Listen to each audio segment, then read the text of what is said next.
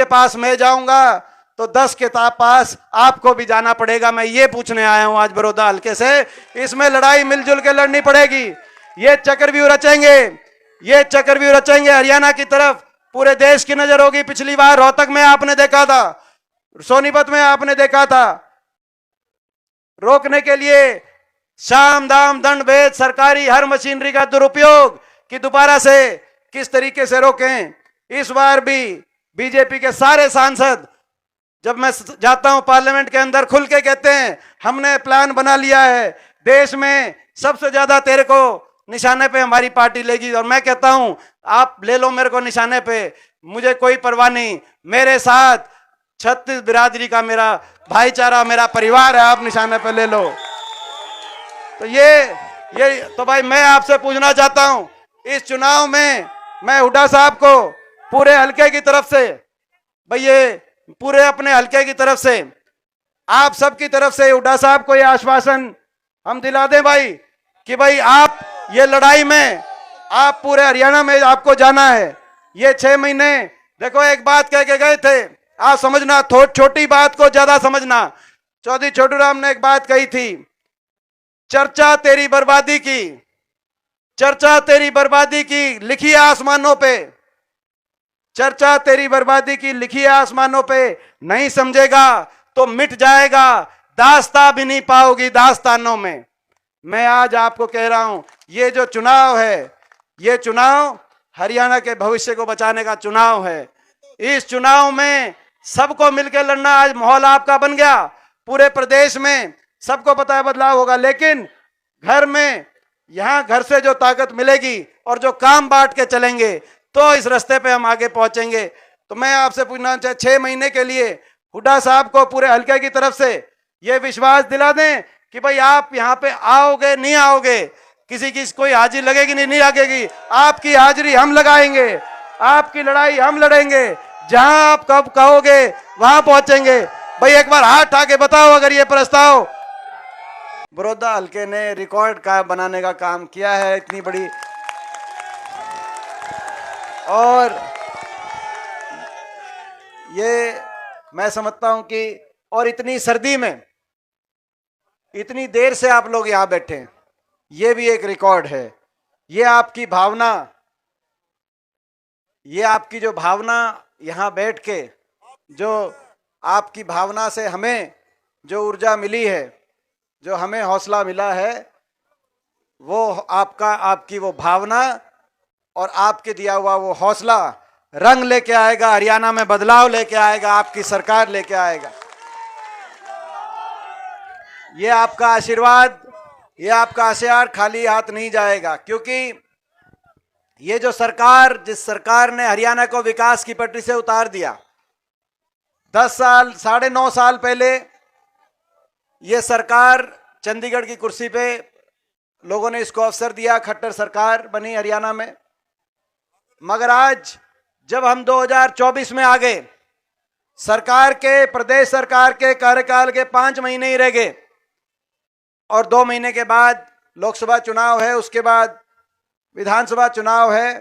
तो इनके 10 साल को तराजू पे तोल के फैसले करने का प्रदेशवासियों के सामने समय आया है।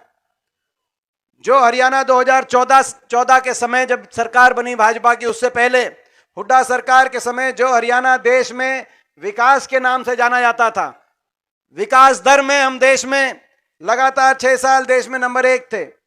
प्रति व्यक्ति आय में 2014 में हरियाणा नंबर 1 था, प्रति व्यक्ति निवेश में हम नंबर 1 थे, खेल खिलाड़ियों को मान सम्मान देने में हरियाणा उस समय देश में नंबर 1 हुड्डा सरकार के समय, कांग्रेस सरकार के समय माना जाता था। किसान के हकों के चाहे फैसलों की बात हो, चाहे किसान के 1600 करोड़ के बिजली के बिलों की माफी की बात हो, कोऑपरेटिव के किसान के कर्जे की माफी की बात हो, देश में सर्वाधिक किसान को उसकी जिनस का भाव दिलाने की बात हो, 10 साल तक कोई किसान आंदोलन नहीं हुआ, ये देश के और प्रदेश के इतिहास में 10 साल लिखे जाएंगे। चाहे गरीब कल्याण की बात हो, जो कांग्रेस की सरकार थी देश में, कांग्रेस की सरकार, हुड्डा साहब की सरकार का देश में, चाहे वो 100-100 गज के प्लॉट, 4 लाख परिवारों को 100-100 गज के प्लॉट जो एससी वर्ग के हमारे भाई हैं और उसमें बैकवर्ड समाज के भी भाई हैं और बीपीएल 36 बिरादरी के, चाहे 20 लाख बच्चों को स्कूल के अंदर वजीफे की बात हो, चाहे इंदिरा आवास योजना से 2.5 लाख परिवारों को मकान उस समय आए हों, चाहे देश में सर्वाधिक पेंशन उस समय देश में रही हो, चाहे गरीब कल्याण की बात हो, चाहे आपसी भाईचारे की बात हो, 10 साल सरकार रही, कहीं भाईचारे पे खरोच भी नहीं आई। 36 बिरादरी, सारे धर्म आपस में मिलकर हरियाणा खुशहाली की तरफ गया और उस समय अच्छे दिनों का नारा बीजेपी लेके आई। लोगों ने विश्वास किया, कहा कि शायद कुछ अच्छा हो। लेकिन आज 9.5 साल के बाद हम ये सवाल पूछते हैं इस सरकार से, खट्टर साहब से, कि क्या हुआ कि जो हरियाणा विकास में नंबर 1 था, 9.5 साल के बाद विकास की पट्टी से उतर गया। आज बेरोजगारी में नंबर 1 हरियाणा बना दिया खट्टर साहब आपने। हर घर में एक पढ़ा लिखा भाई, शिक्षित भाई आज बेरोजगारों की कतार में खड़ा कर दिया। ना तो कोई निवेश हुआ, एक भी औद्योगिक क्षेत्र हरियाणा के अंदर नहीं लगा, एक भी कोई थर्मल का कारखाना हरियाणा में नहीं लगा, एक कोई विश्वविद्यालय नया हरियाणा में स्थापित करने का काम इन्होंने नहीं किया, एक कोई रेल की लाइन 1 इंच बिछाने का काम नहीं हुआ, एक खंबा मेट्रो को आगे बढ़ाने का काम नहीं हुआ। ना निवेश हुआ, ना प्राइवेट के अंदर नौकरी और ना सरकारी नौकरी।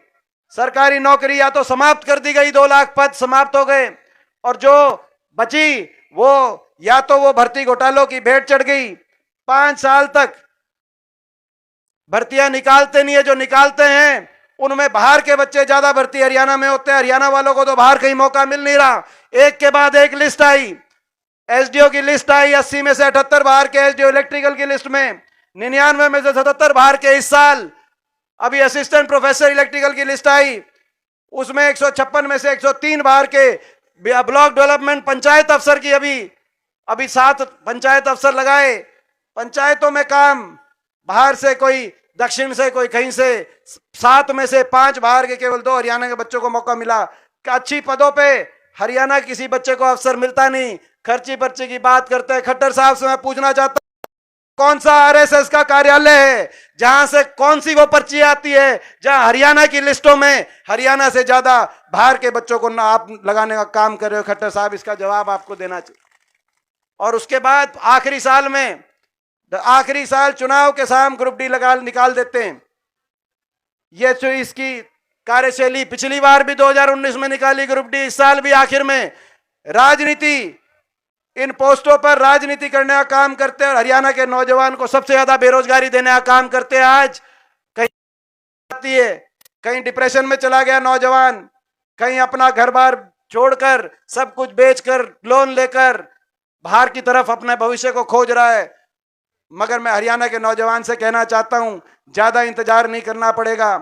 प्रदेश के कोने कोने में बदलाव का मन बना लिया लोगों ने। मैं आपको विश्वास दिलाना चाहता हूं, 6 महीने की बात है, हरियाणा में आपकी सरकार आएगी, नौजवानों की सरकार आएगी, हरियाणा को आगे लेके जाने की सरकार आएगी।